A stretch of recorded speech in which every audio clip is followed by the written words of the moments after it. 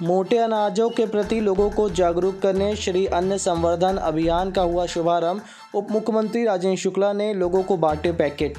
आपको बता दें कि रीवा के मार्तंड स्कूल में आयोजित 10वें अंतर्राष्ट्रीय योग दिवस के अवसर पर मध्य प्रदेश के उप मुख्यमंत्री राजेंद्र शुक्ला शामिल हुए और योग किया।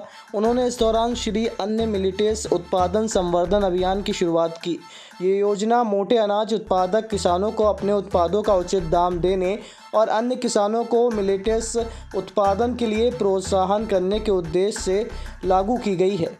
उन्होंने कहा कि हमारे देश के अंदर श्री अन्न ज्वार, बाजरा, कोटा, कुटकी जैसे मोटे अनाज उत्पादित होते आ रहे हैं। हमारी प्राचीन परंपरा का ये आहार हमारे खाद्य श्रृंखला में शामिल रहे। काल के प्रवाह में हमारे यहाँ गेहूं का उपयोग बढ़ गया है, लेकिन ये हमारे यहाँ का आहार नहीं था। प्रदेश में सरकार बनने के बाद कोदो कुटकी के उत्पादन को बढ़ावा देने के लिए निर्णय लिए गए हैं। ये हमारी प्राचीन फसल है और स्वास्थ्य के लिए लाभकारी भी है। इस दौरान उप मुख्यमंत्री राजेंद्र शुक्ला ने इस विशेष अभियान का शुभारंभ किया और लोगों को इसके पैकेट भी वितरित किए गए। श्री अन्न योजना हम सब जानते हैं कि हमारे शरीर को स्वस्थ रखने के लिए जो मोटा अनाज वो बहुत लाभकारी होता है, लेकिन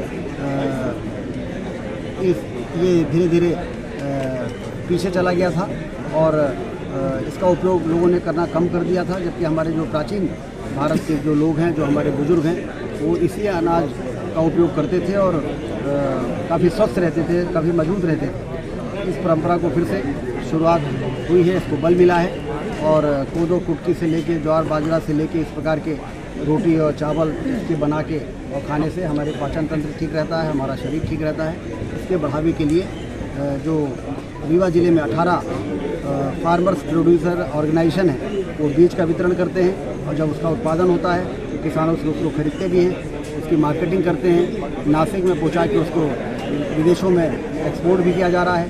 तो ज़्यादा किसान, क्योंकि अब रीवा ज़िला तेज़ी के साथ सिंचाई के क्षेत्र में बढ़ रहा है, किसान संपन्न हो रहे हैं। तो इस प्रकार के अनाजों का उत्पादन करेंगे तो लोगों को आसानी से मोटा अनाज मिलेगा, श्री अन्न प्राप्त होगा और उसका उपयोग बढ़ेगा। और जब उसका उपयोग बढ़ेगा तो लोगों के शरीर के लिए लाभदायक होगा।